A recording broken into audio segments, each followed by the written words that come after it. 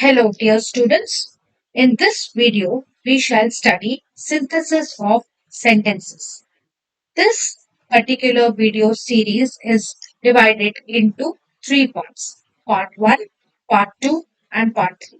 Please listen very carefully to Part 1 in order to understand Part 2 and Part 3 videos which will be following. Now, what do you understand by synthesis? Synthesis in general means the combination of different parts or elements to form a whole. So, in order to form a complete meaningful sentence, we will combine different parts or elements of sentences to form a whole sentence. Now, synthesis means the combination of a number of simple sentences into one new sentence. The new sentence may be a simple sentence, a compound sentence, or a complex sentence. So, combining two or more separate sentences into a new sentence is called synthesis. So, what did we study, students? We studied what we mean by synthesis. Synthesis क्या होता है? Different parts of sentences को जोड़ के एक नया sentence जब बनता है, उसे हम synthesis of sentences कहते हैं. इसका मतलब कि बहुत सारे छोटे छोटे सिंपल सेंटेंसेस को जोड़ना उसका मतलब होता है सिंथेसिस. तो ये जो कंबाइन करेंगे हम दो या दो से अधिक सिंपल सेंटेंसेस को एक नए सेंटेंस में बनने के लिए उसको क्या कहते हैं? सिंथेसिस कहते हैं. अब बच्चों, ये जो नया सेंटेंस बनेगा, now that is of three kinds. It can be your simple sentence, or it can be your complex sentence, or it can be your compound sentence. A separate video on types of sentences is also there on my channel, which I will be linking in this video. You can go through it first. Now, in this video, we shall learn about the synthesis of simple sentences. So before that, let us understand what is a simple sentence. Simple sentence किसे कहते हैं? Simple sentence में एक subject होता है और एक predicate होता है. Now every meaningful sentence has a subject. What is the subject in the sentence? About whom we are talking. What is the predicate part of the sentence? Which contains the verb part of your sentence. That consists of your predicate. अब verb क्या करता है students? Verb will show the action done by the subject in the sentence. Now, a simple sentence will have only one finite verb. It has only one independent clause and has no dependent clause. अब independent clause और dependent clause क्या है? ये भी हम आगे detail में पढ़ेंगे. Example of a simple sentence is the train arrived on time. Now, can you tell me, students, if this sentence is making sense on its own? Yes, the train arrived on time. This is making some meaning. अब इसमें कितने verbs हैं? एक ही verb है. कौन सा verb है? Arrived.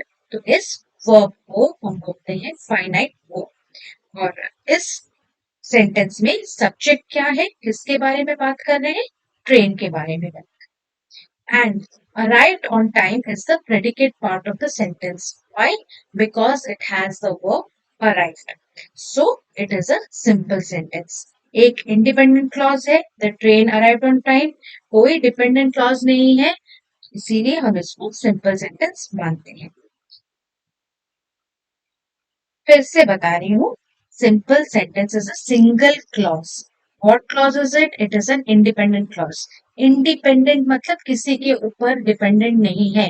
किसी के ऊपर मतलब किसी और क्लॉज के ऊपर डिपेंडेंट नहीं है. उसका मीनिंग समझाने के लिए वो खुद ही वो क्लॉज इंडिपेंडेंट है, अपना मीनिंग समझा सकता है without depending on any other clause being attached to it to give us a proper meaning. Now, a sentence that consists of only one subject, एक ही subject होगा और एक ही finite verb होगा, उसे हम simple sentence कहते हैं. Example, she is a teacher. What is the subject here? She. Whom are we talking about? She. Now, is your finite verb. Is, am, are, was, were, these are all your helping verbs of auxiliary verbs. So, she is the subject, is a teacher, is the predicate part of the sentence. तो simple sentence बनाने के लिए हमें एक subject और एक predicate चाहिए जो कि यहाँ पर है and she is a teacher ये हम समझ सकते हैं इस सेंटेंस के से कि she the subject is a teacher so it does not depend on any other clause to give us a proper meaning on its own this sentence is meaningful इसीलिए ये एक सिंगल क्लॉज या simple sentence माना जाता है the moon is bright यहाँ पर subject moon है जिसके बारे में हम बात कर रहे हैं is bright is a predicate part तो सब्जेक्ट भी है प्रेडिकेट भी है एक फाइनाइट वर्ब इज भी है एंड ये पूरे तौर से मीनिंग समझा रहा है किसी और सेंटेंस के ऊपर डिपेंडेंट नहीं है there is no dependent clause there is only one single independent clause इसीलिए ये भी आपका सिंपल सेंटेंस है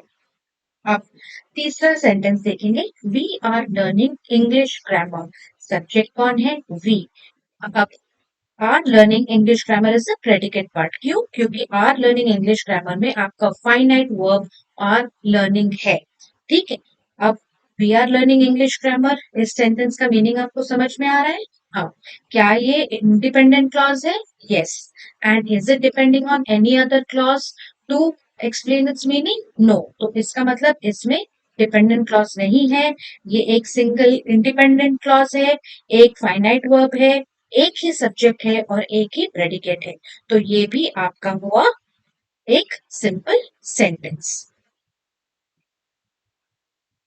नाउ फाइनाइट वर्ब का मतलब आपको डिटेल में समझने के लिए आपको ये जानना होगा students that a finite verb will change with the change in tense tense मतलब अगर पास्ट टेंस फ्यूचर टेंस या फिर प्रेजेंट टेंस चेंज हो रहा है तो ये फाइनाइट वर्ब भी अकॉर्डिंगली चेंज होगा एंड अगर सब्जेक्ट ऑफ द सेंटेंस भी चेंज हो रहा है तो फाइनाइट वर्ब भी चेंज होगा फॉर एग्जाम्पल अगर सब्जेक्ट दे है तो वर्ब आपका आर होगा this is based on subject verb agreement जो कि कहता है कि अगर आपका सब्जेक्ट सिंगुलर है तो वर्ब आपका सिंगुलर होगा अगर आपका सब्जेक्ट प्लूरल है तो verb which follows it will be plural so this is the meaning of changes with the subject of the sentence so a finite verb has a tense मतलब either past tense present tense या future tense में होगा it will agree with the subject of a sentence मतलब subject कौन से plural या singular form में है उस हिसाब से आपका वर्ब चेंज होगा that is called as finite verb and ये जो फाइनाइट वर्ब है it can also be the main verb in a sentence and it is used to express the primary action of the subject now let us understand the most important part of this video, which is converting two or more simple sentences into one simple sentence. हम synthesis पढ़ रहे हैं ना synthesis मतलब combining. So combine क्या हो रहा है दो या दो से अधिक simple sentences. Simple sentences क्या है जिसमें एक ही subject है और एक ही predicate है एक ही finite verb है एक इंडिपेंडेंट क्लॉज है और कोई डिपेंडेंट क्लॉज नहीं है ये चार क्राइटेरिया आपके सिंपल सेंटेंसेस के हैं so when you convert two or more simple sentences into one simple sentence what all do we use six things. A participle, a noun or a phrase in preposition, a preposition with a noun or gerund, the nominative absolute construction of absolute phrases, an infinite or an adverb or an adverbial phrase. इन छह चीजों को हम इस video में detail में पढ़ेंगे with proper examples so please pay attention now what is a participle पहला चीज जो हम डिस्कस करेंगे कि सिंथेसिस ऑफ सिंपल सेंटेंसेस कैसे यूज होता है एक पार्टिसिपल को यूज करके होता है now what is the meaning of a participle how is a participle formed अब हम पार्टिसिपल के बारे में क्यों पढ़ रहे हैं क्योंकि हम synthesis of simple sentences to form a simple sentence इस वीडियो में डिस्कस कर रहे हैं बाकी के दो वीडियोस में हम डिस्कस करेंगे synthesis of simple sentences to form a compound sentence and तीसरे वीडियो में to form a complex sentence but इस वीडियो में हम जान रहे हैं हाउ टू फॉर्म और combine two or more sentences to form a simple sentence. और ये होता है participles के द्वारा पहला हमारा जो टॉपिक है. So participles are formed from verbs. Verbs क्या है? Action verbs.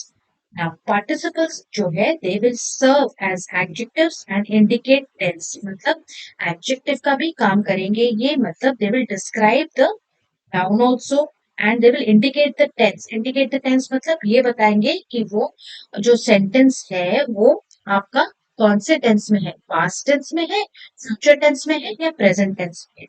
Expresses a state of being मतलब कौन से स्टेट में है. And it needs to modify or describe a noun or a pronoun. It ends in ing in the present tense or in the past tense it will end in ed, en या फिर d या फिर t या फिर n. ठीक है. Now सबसे ज्यादा important is when do we use participles. हम कौन से ऐसे सेंटेंसेस में पार्टिसिपल्स की यूज करते हैं. When there is a common subject and when one action comes after another action. ये दो चीजें जो मैंने आपको बताया ये कहाँ से आ रही है. ये आ रहा है from the basis of synthesis. Synthesis of what? Synthesis of sentences. Synthesis means combination. Combination मतलब एक से ज्यादा चीज के साथ हम कंबाइन करेंगे चीजों को तो कॉम्बिनेशन बनता है ना. क्या एक सेंटेंस से ही कॉम्बिनेशन बनेगा? नहीं. एक सेंटेंस को लेके एक और सेंटेंस के साथ कंबाइन करेंगे तभी हमारा सिंथेसिस या कॉम्बिनेशन होगा. ओके. नाउ अगर दो सेंटेंस है मतलब सब्जेक्ट भी दो होंगे तो हमारा ये जो इम्पोर्टेंट पार्ट ऑफ पार्टिसिपल्स क्या कहता है कि अगर ऐसे दो सेंटेंसेस दिए गए हैं आपको जिनके सब्जेक्ट मतलब जिसके बारे में हम बात कर रहे हैं वो सेम है तो हम उस केस में पार्टिसिपल्स को यूज करेंगे to form a new simple sentence. और दूसरा क्राइटेरिया क्या है पार्टिसिपल्स यूज करने का? When one action comes after another action. ठीक है. अब बहुत ज्यादा इंपॉर्टेंट चीज जो आपको ध्यान में रखना है जब पार्टिसिपल्स पढ़ रहे हैं कि the action being perform first needs to be converted to the participle. ठीक है. दो सेंटेंसेस है, दो क्लॉजेस है तो जो पहला एक्शन हो रहा है उस एक्शन को हम कन्वर्ट करेंगे पार्टिसिपल में. पार्टिसिपल्स कैसे कन्वर्ट होते हैं? प्रेजेंट टेंस में या फिर पास्ट टेंस में. अगर प्रेजेंट टेंस में है तो वर्ब के साथ आईएनजी जोड़ेंगे. जैसे कि ईट है तो ईटिंग प्रेजेंट टेंस में. अगर पास्ट टेंस है तो हैड ईटन, एट. ये सब आपका past tense of participle form है. ठीक है. अब तो ये पहला क्राइटेरिया हुआ कि जो एक्शन पहले हो रहा है दोनों सेंटेंसेस में वो वर्ब आपका कन्वर्ट होगा पार्टिसिपल फॉर्म और जो एक्शन बाद में हो रहा है needs to be converted to the finite form. तो ये दो पॉइंट्स आपको याद रखने हैं. Now, there are two types of participles in English. जैसे मैंने आपको बताया present participle and past participle. Present participle is boring, doing, eating जो कि bore से boring हुआ, do से doing हुआ and eat से eating हुआ. क्योंकि ये सब present में हो रहे हैं इसीलिए हमने ing form इनमें जोड़ा. अब past participle of bore is bored जब हम ed जोड़ते हैं. ठीक है. या फिर any जोड़ते हैं या en जोड़ते हैं पास्ट पार्टिसिपल फॉर्म बताने के. नाउ ये प्रेजेंट एंड पास्ट पार्टिसिपल्स दोनों को जोड़ के हम परफेक्ट पार्टिसिपल्स भी बना सकते हैं. जैसे हैविंग डन, हैविंग सेड. अब देखिए हैविंग आपका प्रेजेंट पार्टिसिपल है और डन आपका पास्ट पार्टिसिपल. इन दोनों को जोड़ के बनता है आपका perfect participle. In some sentences we'll be using perfect participles also. So if somebody asks you what are perfect participles, you will say that it is a combination of present participles and past participles which are used in your participle phrases. अब हम जानेंगे forms of participles क्या है. अब you have to pay attention to all these small points over here.